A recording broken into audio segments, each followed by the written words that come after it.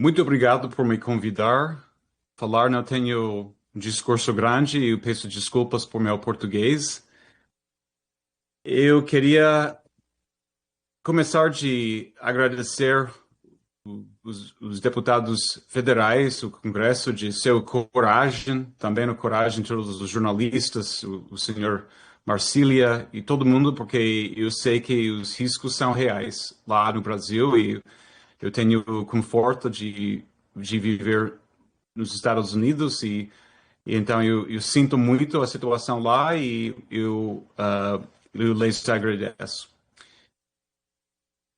Queria começar de dizer que o trabalho do relatório, também o artigo de Public, que está em inglês e português, era tudo de David Agape, Eli Vieira, a minha colega Alex Gutentag foi editora e eu tinha um grande prazer e honra para publicar. Mas eles têm o crédito, eu vou deixar o David ir lá e ele explica mais do conteúdo. Mas eu acho de uma pessoa que só ler os documentos, que ler o relatório, vai concordar com o senhor Marcília, que todos esses casos de 8 de janeiro não têm legitimidade e são nulas. E tem que ser nulas e tem que ser anistia. É uma coisa óbvia e era óbvia a ler só um parte do relatório e o artigo que grandes violações da lei, da Constituição, das tradições no mundo oeste por muitos anos. É totalmente óbvio até todo mundo, inclusive as pessoas que participavam, eles sabem que era totalmente ilegal, imoral, contra a nossa humanidade. Eu também concordo com o senhor Marcília. Era uma desumanização. Desculpa, difícil dizer. Mas é uma coisa que me chocou. Eu senti muito ruim ler que as pessoas podem compartilhar nessa maneira, podem comportar nessa maneira. Mas é óbvio que todo mundo sabe disso. Não existe resposta de nenhum que estava envolvido, né, das pessoas que fizeram coisas totalmente ilegal. Eles não têm respondido, né? Porque não existe uma resposta legítima. E muitas vezes as pessoas pensam a definição do Estado é o Estado é o que tem monopólio da força na sociedade. Essa é a definição. As pessoas pensam essa definição de Max Weber, o sociólogo. Mas a verdade, ele disse que o Estado o que tem o monopólio de força legítima. Agora, o governo no Brasil não tem legitimidade. Tem um cara, uma pessoa que tem poder que ele tinha usado ilegalmente por muitos anos, totalmente contra a lei, e a única forma de mudar a situação é para o Senado fazer o que ele precisa de fazer, né? Porque ameaça a todos os brasileiros. A situação agora, as pessoas reconhecem mais, a gente até está vendo a mídia, todo mundo está olhando ao Brasil agora, e vê uma coisa diferente que eles pensavam. E também vê até alguma do mídia no Brasil também estão falando de uma forma mais honesta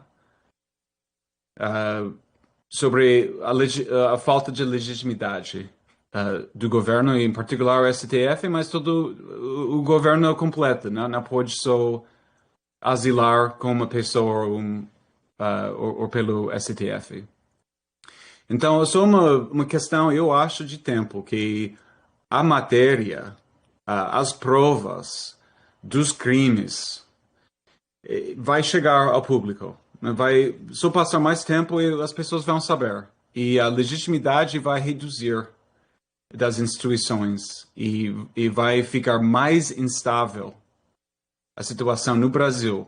Vai ser a opinião de todos os cientistas políticos legítimos explicar isso, que o Estado brasileiro agora é uma situação muito instável. E isso faz parte, mas também é separado da questão das tarifas. Mas as tarifas vêm em reação a essa destruição da democracia e a liberdade de expressão no Brasil. Eu acho também muito importante para todo mundo saber que essa desumanização foi para a meta de criar uma aparência, era um teatro de um golpe tentativo. Não somente era para deslegitimizar os apoiadores de Bolsonaro, era também para criar uma história oficial que disse que os protestantes, os manifestantes não violentos, mas que entraram em alguns prédios do governo, a ideia era que era exatamente o mesmo que aconteceu no 1944, 64, ou o que aconteceu em Chile, ou em Argentina, ou em Venezuela, ou outros países onde foram golpes golpes em verdade. Mas era só criar uma aparência para muitos metas, mas claro que uma deles era para prever o Bolsonaro se candidatar para a presidência. Então, o que foi revelado nos arquivos de 8 de janeiro, a Vaza Toga 2, é um ataque direto à democracia brasileira. Um ataque ao poder do povo para eleitar seus líderes de uma forma livre e com liberdade de expressão. E ontem vocês ouviram, o Mike Benz também falou que meu governo desempenhou um papel mau, ruim, ajudava essas forças antidemocráticas no Brasil e eu peço desculpas por meu governo. Ele tem feito isso por 80 anos, realmente. Desde 1948 em Itália. A história é muito ruim, a verdade. É contra a democracia. Eu acho muita gente que sabe essa história sabe com vergonha. Tem vergonha disso e agora está revelado para todo mundo ver que realmente o que aconteceu, as pessoas que fez as acusações falsas de golpe tentativa eram fazendo o golpe real. E o golpe era para eliminar o candidato da oposição e também destruir o movimento social, político que ele criou. Isso é óbvio a qualquer pessoa. Eu não votei nas eleições para presidencial aqui nos Estados Unidos. Eu sou independente. Não votei no Trump. Não sou apoiador de Trump, nem Bolsonaro, nenhum. Sou jornalista. Mas eu posso reconhecer o que está acontecendo. O que aconteceu aqui era um ataque direto na democracia brasileira. E nessa forma era muito semelhante a reação a Trump. Até nosso próprio 6 de janeiro de 2021, vocês têm 8 de janeiro de 2023, os atores semelhantes nos dois países, até o teatro quase igual. E eu acho que a evidência e as provas são suficientes para concluir que não era coincidência.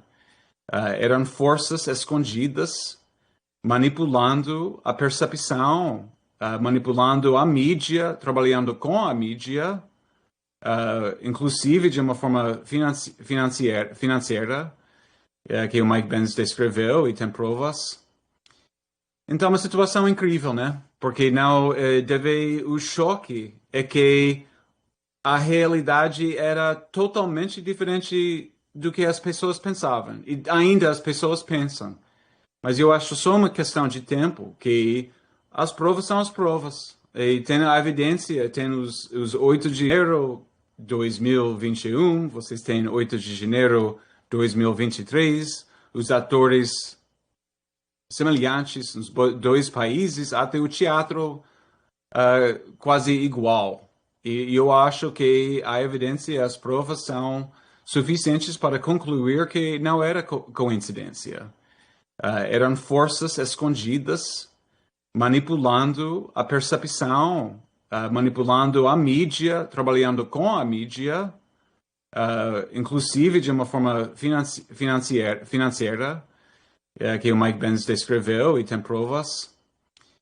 Então, é uma situação incrível, né? Porque não deve o choque é que a realidade era totalmente diferente do que as pessoas pensavam. E ainda as pessoas pensam.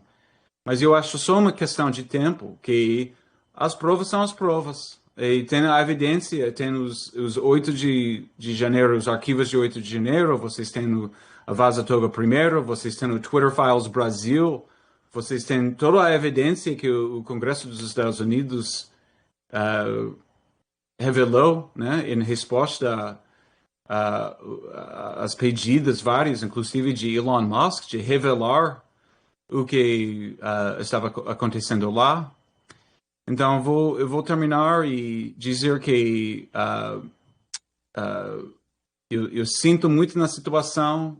Eu vou fazer qualquer coisa que eu preciso de fazer porque eu sinto a solidariedade muito forte com o Brasil. Eu amo o Brasil.